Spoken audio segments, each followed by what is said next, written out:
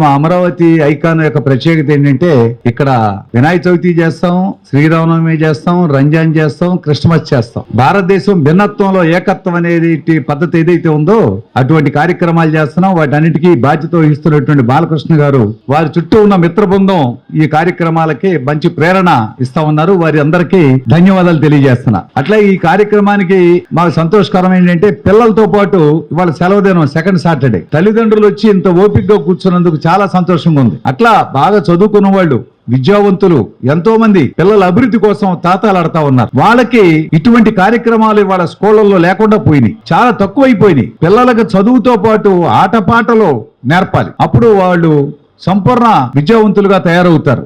వాళ్ళు చదువు అంటే ఏమైందంటే మార్కులు, ర్యాంకులు, ఐఐటి సీట్లు, ఆ సీట్లు, ఈ సీట్లు నిజమే ఉండాల్సిందే. కానీ మరి మార్కులు, ర్యాంకులే కాదు కదా, చదువుతో పాటు చదువుకు సంబంధించిన అనేక సహాయ అంశాలు కూడా నేర్చుకున్నప్పుడు ఒక సమగ్రమైన విద్యార్థిగా తయారు కాగలుగుతాడు. ఇప్పుడు బాగా చదివించాలనే ఆసక్తి పెరిగింది అందరికీ, మంచిది. మరి నిరుద్యోగం ఎంత భయంకరంగా పెరుగుతుంది.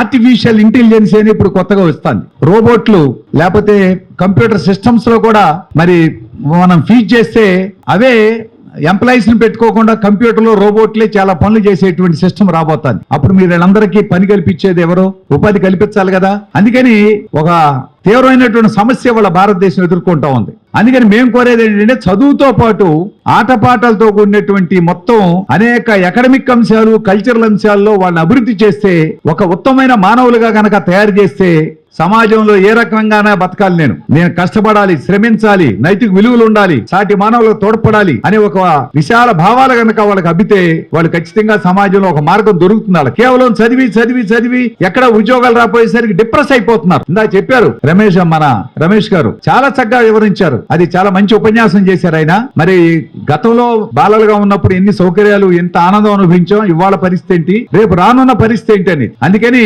ఇటువంటి వాటన్నిటికి కూడా ప్రోత్సహించాలని చెప్పి మేము బాలోత్సవం తరపున కోరుతా ఉన్నాం. మేము బాలోత్సవాలు జరిగితే వందల వేల సంఖ్యలో పిల్లలు వస్తున్నారు. చూసి మాకు ఆనందం వేసి ఈ బాలోత్సవాలను రాష్ట్ర వ్యాప్తంగా ఎందుకు తీసుకెళ్లకూడదని ఒక కార్యక్రమం చేపట్టాం. మొట్టమొదటి కొత్తగూడెం బాలోత్సవం తర్వాత కాకినాడ పిల్లల పండుగ, ఆ తర్వాత అమరావతి బాలోత్సవం విజయవాడలో పెట్టాం. 6 ఏళ్లు నడిపాం. గత సంవత్సరం 30 చోట్లకి బాలోత్సవాలను విస్తరించాం జిల్లా కేంద్రాలకు ప్రధానంగా. ఈ సంవత్సరం 100 చోట్ల బాలోత్సవాలు జరపాలని పూనుకుంటా ఉన్నాం. మీ అందరి సహకారం అంటే జరపగలం. వాసిరెడ్డి రమేష్ బాబు గారు ఒక చిన్న ఉదాహరణ చెప్తా నేను. ఆయన కొత్తగూడెంలో బాలోత్సవం జరిగినప్పుడు ఒక పాప ఒక వ్యాసరచన రాసింది, ఫస్ట్ ప్రైజ్ వచ్చింది. ఆమె ఇంజనీరింగ్ చదివింది, అమెరికాకి వెళ్ళింది. ఆ వ్యాసరచన మాత్రం కంటిన్యూ చేస్తూ ఒక పుస్తకం రాసేసింది. రమేష్ బాబు గారికి ఫోన్ చేసింది, ఏమండి మీ దగ్గర నాకు మొట్టమొదటి వ్యాసరచనలో ప్రైజ్ వచ్చింది, నేను పుస్తకం రాశాను, మీరు ఎప్పుడు ఖాళీగా ఉంటే నేను అమెరికా నుంచి వస్తాను, ఆ పుస్తకం మీ చేతులతో ఆవిష్కరింపజేయాలని చెప్పి లెటర్ రాస్తే ఆయన ఎంత ఆనందపడ్డాడో చెప్పడానికి వెళ్ళేదన్నమాట. అది ఒక టాలెంట్ ని ఆయన చెప్పడమే కాదు, విజయవాడలో ఒక ఆయన భాషా గారు ఐఏఎస్ క్విజ్ పోటీలో పాల్గొనడం అలవాటైందంట ఆయన చిన్నప్పటి నుంచి. ఆ క్విజ్ కోసం పుస్తకాలన్నీ చదవడం ప్రారంభించా అంట.